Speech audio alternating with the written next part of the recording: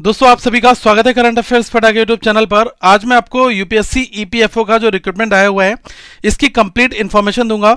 आपको पता होना चाहिए कि ईपीएफओ के अंदर दो मेजर पोस्ट होती हैं।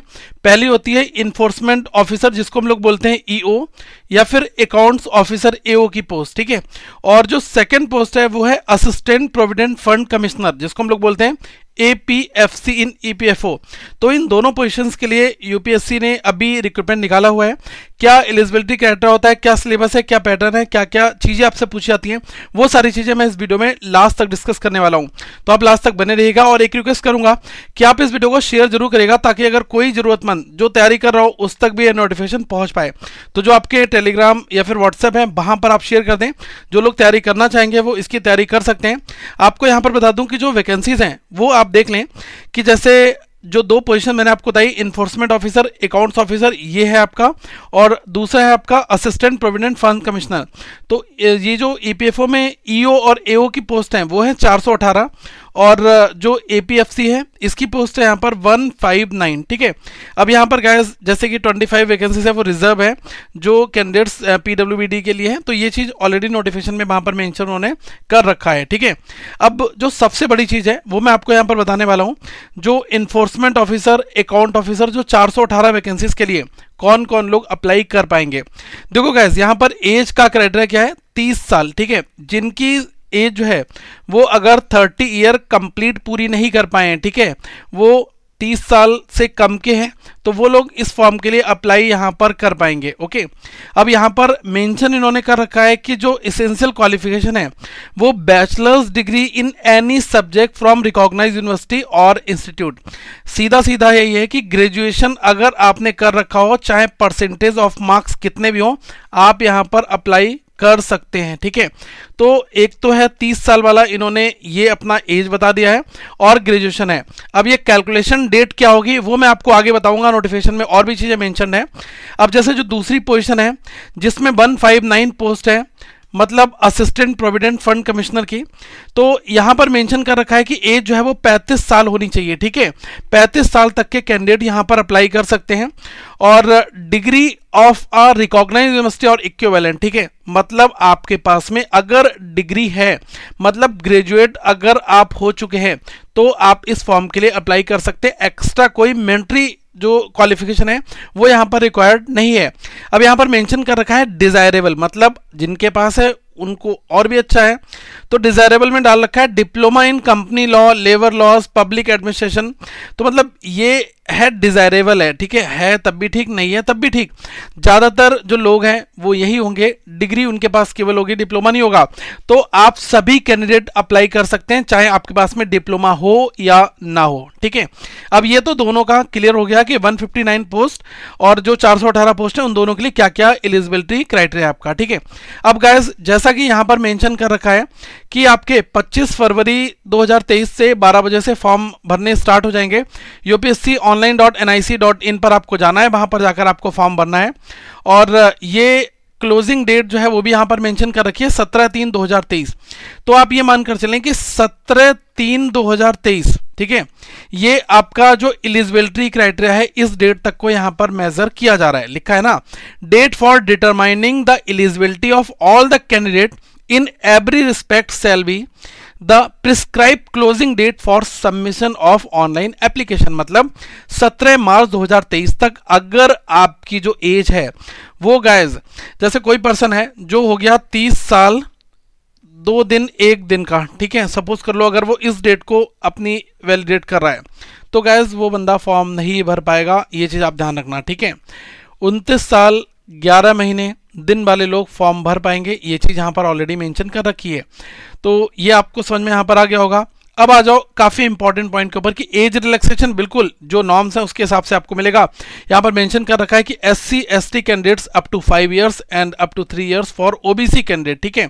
और age limit is also relaxable for जो एम्प्लॉयज ऑफ जो प्रोविडेंट फंड ऑर्गेनाइजेशन के एम्प्लॉय, इनके लिए 5 साल का एज रिलैक्सेशन यहाँ पर मेंशन इन्होंने कर रखा है एज लिमिट में, ठीक है। ये चीज समझ में आ गया। अब हेडक्वार्टर जो है न्यू दिल्ली में है इसका, और जो ऑफिसर्स रिक्रूट होंगे उनको पूरे भारत में कहीं भी जो है भेजा जा सकता है। प्रोबेशन जो है वो 2 साल का यहाँ पर रहता है। आप एग्जाम मोड को एक बार बहुत अच्छे से समझ लें। देखो एग्जाम मोड में यहां पर मेंशन कर रखा है a pen and paper based recruitment test है, ठीक है।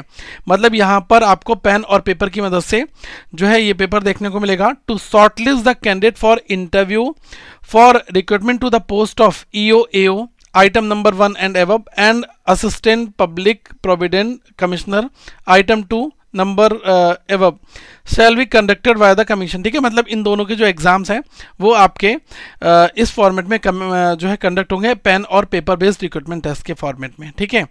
अब ये आप यहाँ पर देख लो कि जो स्कीम्स हैं वो किस किस फॉर्मेट में, वो मैं आपको यहाँ पर बता दे रहा हूँ। तो सबसे पहले आपको बता दे रहा हूँ कि जो इन्फोर्समेंट ऑफिसर अकाउंट ऑफिसर जो 418 वैकेंसी है, इसके लिए किस तरीके का आपका एग्जाम पैटर्न स्कीम है।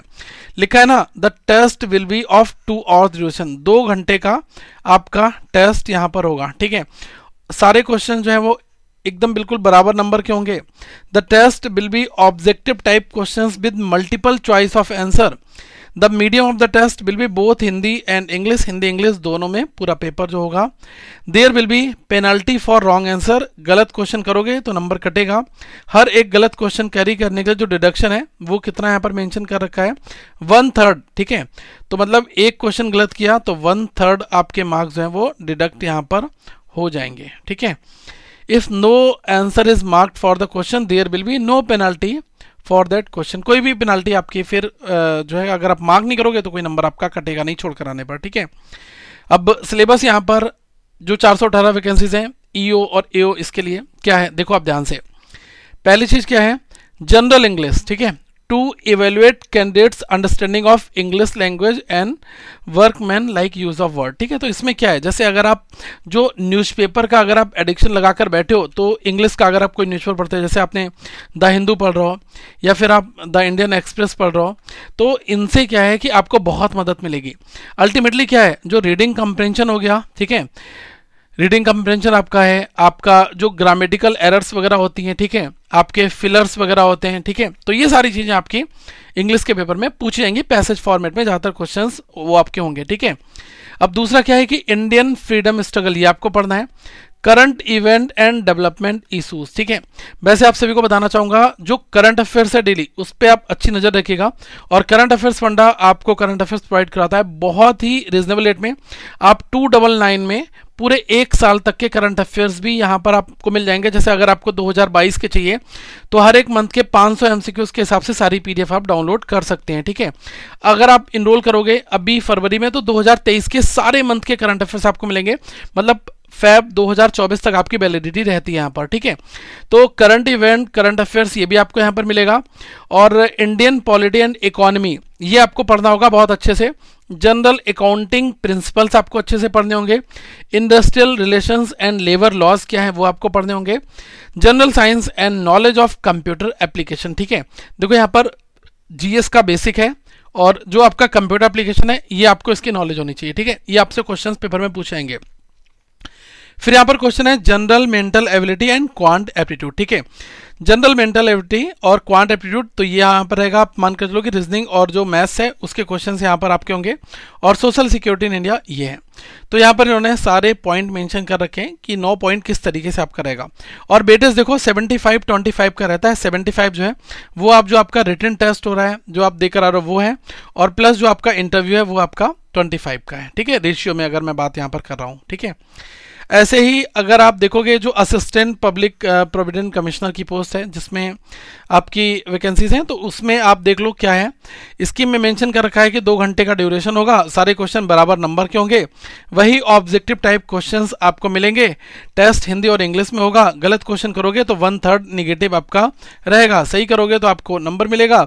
जैसे 1 नंबर सही करने पर मिल रहा है तो गलत अगर आप करो तो 1/3 आपका डिडक्ट यहाँ पर हो जाएगा, ठीक है। अब सिलेबस यहाँ पर असिस्टेंट पब्लिक प्रोविडेंट कमिश्नर का यहाँ पर मेंशन कर रखा है।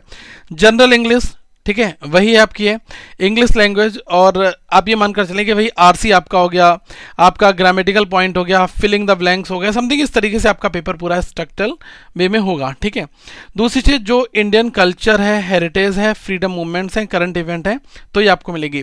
तो जो करंट इवेंट का मतलब है करंट अफेयर, तो वो चीज़ें मैं आपको करंट अफेयर्स फंडा पर प्रोवाइड करा रहा हूँ।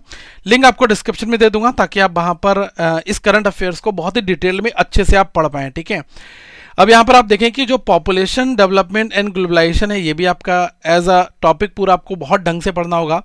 Governance and constitution of India, ये आपको कवर करना है। Present trend in Indian economy, ये आपको करना है। Accounting and auditing, industrial relations, labour laws, insurance, तो ये चीज़ें आपको करनी है। Basic knowledge of computer application, general science. ठीक है, तो इसकी बेसिक नॉलेज है। देखो सिलेबस ऐसे एग्जाम्स में काफ़ी वास्ट होता है क्योंकि आप जो है एक छोटे से सिलेबस को पढ़कर किसी छोटे एग्जाम को देने नहीं जा रहे हो। ये बहुत बड़ा एग्जाम है, यहाँ पर कंपटीशन में लाखों लोगों के साथ आपका होगा और जो बहुत डटकर तैयारी करेगा उसका ही सिलेक्शन गाइस होगा। ठीक है, एलिमेंट्री मैथमेटिक्स है। एलिमेंट्री मैथमेटिक्स का मतलब होता है जैसे जो परसेंटेज हो गया, टाइम एंड वर्क हो गया, ठीक है, प्रॉफिट लॉस हो गया, ये सारी जो 10 तक की मैथमेटिक्स है वो आपकी रहती है प्रारंभिक गणित, जिसको हम बोलते हैं एलिमेंट्री मैथमेटिक्स, जो हम कॉम्पिटेटिव एग्जाम्स में देखते हैं। ठीक है, साथ में स्टैट्स है और जनरल मेंटल एबिलिटी मतलब रीजनिंग है। ठीक है, सोशल सिक्योरिटी इन इंडिया, ये है। वेटेज यही 75-25 का, मतलब जो आपके टेस्ट के और इंटरव्यू के मार्क्स इस फॉर्मेट में रहेंगे। ठीक है, तो ये आपका सिलेबस यहाँ पर गाइस हो जाता है। एप्लीकेशन फी के बारे में यहाँ पर इन्होंने मेंशन कर रखा है। Candidate except female, SC ST persons with benchmark disability candidates who are exempted from payment of fee, मतलब ऐसे कैंडिडेट जो एग्जेम्प्टेड हैं उनकी बात नहीं यहाँ पर कर रहे हैं। ठीक है, हर एक कैंडिडेट के लिए जो फी है वो कितनी है, 25 रुपये यार, 25 रुपीज़ यहाँ पर फी है। Only either bye remitting the money in the branch of SBI। आप SBI में जाकर कैश फॉर्मेट में फॉर्म भर लो, वरना आप नेट बैंकिंग से इस वाले फॉर्म को आप भर लो, जो भी UPI, visa, debit, credit, everything. ठीक है, तो यहाँ पर मेंशन कर रखा है। और एग्जेम्प्टेड कौन लोग हैं, फीमेल एग्जेम्प्टेड है, SC ST और PWD, ये सभी एग्जेम्प्टेड है। तो इसमें अल्टीमेटली बचेंगे कौन, EWS बन जाएंगे, अनरिजर्व कैटेगरी वाले बच गए, OBC बच गए। तो इन सभी के लिए जो है केवल 25 रुपये आपको फॉर्म फी आपको देनी है। ठीक है, अब आप यहाँ पर देखें लिखा है ना कि जो पे बाई कैश करते हैं उनको गए 16 मार्च से 11:59 से पहले जाकर ब्रांच में जाकर करना है। तो आप इस पॉइंट में मुझे लग रहा है कि आप ऑनलाइन कर देना, दैट इज़ गुड। ठीक है, अब ये यहाँ पर मेंशन कर रखा है, those candidate who wish to apply for both the post have to pay ₹50। ऐसे लोग जो दो पोस्ट के लिए अप्लाई करेंगे, जैसे किसी को क्या चाहिए कि उसको EO में भी भरना है और असिस्टेंट प्रोविडेंट फंड कमिश्नर पे भी अप्लाई करना है, तो उसके लिए अलग अलग भरना पड़ेगा। लिखा है ना 50 रुपये उसको अल्टीमेटली पे करने पड़ेंगे। ठीक है, सिंगल पोस्ट के लिए केवल 25 रुपये की फीस है, ये यहाँ पर मेंशन कर रखा है। ठीक है, और जो SC ST PWD women candidate है इनकी कोई फी यहाँ पर नहीं है। ये था पूरा रिक्रूटमेंट। प्लीज़ इस वीडियो को शेयर जरूर करिएगा और अगर आपके जो भी क्वेश्चंस हैं वो आप कमेंट सेक्शन में डालिएगा, मैं आपके हर एक क्वेश्चंस का जवाब दूंगा और हर एक डाउट को यहाँ पर क्लियर करूंगा कैसे भी। तो आप प्लीज़ अपने क्वेश्चंस यहाँ पर डालिएगा और प्लीज़ इस वीडियो को शेयर जरूर करिएगा। I want everybody to share the video.